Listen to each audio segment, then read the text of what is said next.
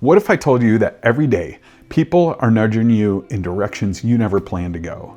And I'm not talking about cheap tricks. I'm talking about ancient, powerful psychological techniques used by top negotiators, master marketers, and political leaders to sway your decisions. And the scariest part, they often work without you ever noticing.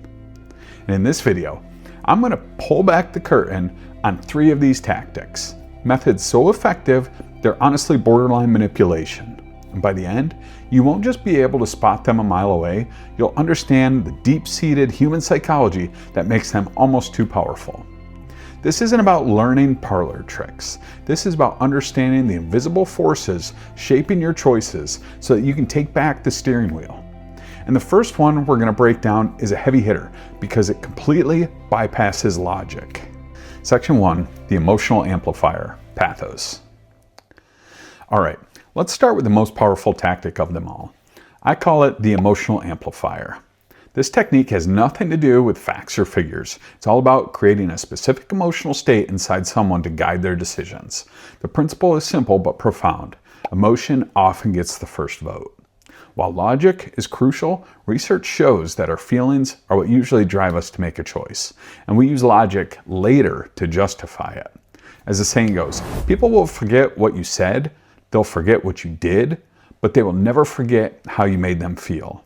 This is the ancient art of pathos, but it's been weaponized for the modern world.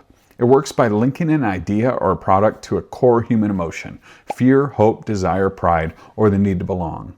A master persuader doesn't sell a security system. They sell you peace of mind and the safety of your family. They don't sell a luxury car. They sell the feeling of success, status, and the admiration of your peers. The car is just a vehicle for the emotion. Think about a charity fundraiser. They could show you a spreadsheet with their operational efficiency. That's a logical appeal.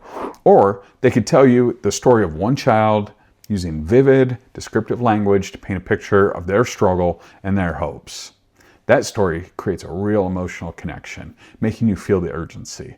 Which approach do you think raises more money? It's the story. You see the tactic everywhere. Politicians don't just debate policy, they wrap their arguments in appeals to patriotism and shared values. Ads use humor and nostalgia to create a warm, fuzzy feeling around their brand, which subtly influences you later at the store. What's it like living without the internet? It's all right. I just get photos of your mom through the mail. Even a personal argument. Someone might use guilt tripping, a dark form of this tactic, to make you feel responsible and more likely to give in. So how do you defend yourself against the emotional amplifier? The key is emotional awareness. When you feel a strong emotion bubbling up during a sales pitch or a debate, just pause. Ask yourself, okay, what am I feeling right now? And why am I feeling it? Is this emotion a genuine response, or is it being deliberately triggered? By simply identifying the emotion and its source, you create a little bit of space between the feeling and your decision. That space lets your logical brain get back in the game. Ask for the facts, look at the data, and separate the emotional story from the actual offer. Now on to number 2. This next tactic is way more subtle because it's not about what's being said, but about who is saying it. Section 2, the unquestionable authority, Ethos. The second tactic is what I call the unquestionable authority. This is the art of building such powerful credibility that your arguments get accepted with little to no resistance. This is the modern version of Ethos, the appeal to trust. But it's so much more than just a list of credentials. Today, authority is often manufactured. It's about projecting an aura of expertise that makes people simply want to believe you. The psychology behind this is called authority bias. Think about it. Since we were kids, we're taught to listen to authority figures, parents, teachers, doctors. It's a mental shortcut that helps us navigate a complicated world. Instead of analyzing everything ourselves, we trust someone who seems credible. And that's the shortcut manipulators love to exploit. Think of the expert in a TV commercial. You see an actor in a white lab coat telling you to buy a certain toothpaste. You know he's an actor, but the image of the white coat is enough to trigger that authority bias. We subconsciously link the coat to medical expertise. Or think about a financial guru on social media posting photos from a private jet. They aren't showing you their investment portfolio. They're creating an image of success that becomes their authority. You start to believe they know how to make money because they look like they have it. This tactic also works by creating a sense of connection. A persuader might talk about their humble beginnings or a shared struggle to build rapport. They position themselves as one of us, making their message feel more authentic. They find common ground with you before they ask for something. This becomes dangerous when it's used to shut down critical thinking. Once someone is seen as a trusted authority, their followers might accept what they say without question, even when there's no evidence. We see this in the cult-like following around certain influencers and leaders, where the person has become more important than the truth. To defend yourself, you have to learn to separate the message from the messenger. When you're faced with an expert, ask yourself, Does this person's authority actually apply here? Is that actor in the lab coat a real scientist? Is the guru's wealth from their advice or from selling courses about their advice? look for the real proof, not just the symbols of it. The best persuaders back up their claims with evidence. Always be willing to question authority, no matter how charismatic or confident they seem.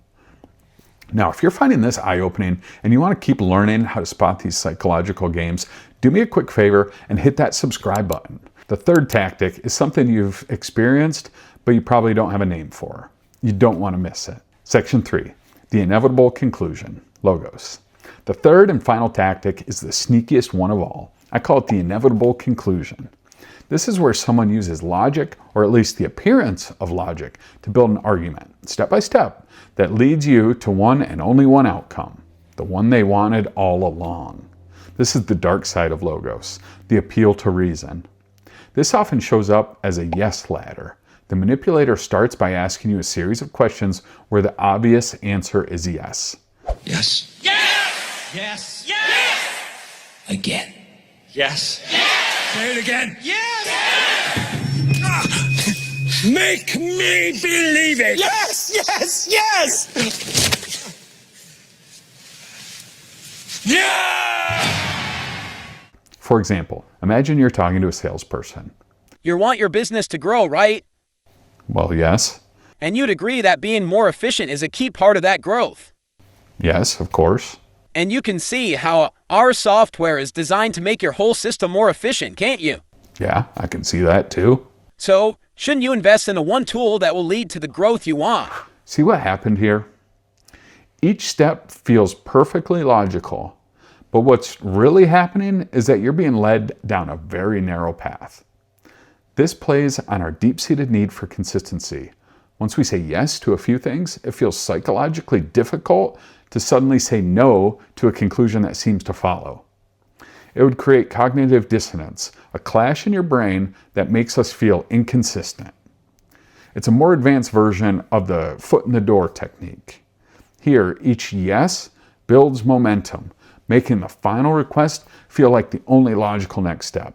A truly skilled negotiator can structure a conversation so that by the end, you feel like you came up with the idea.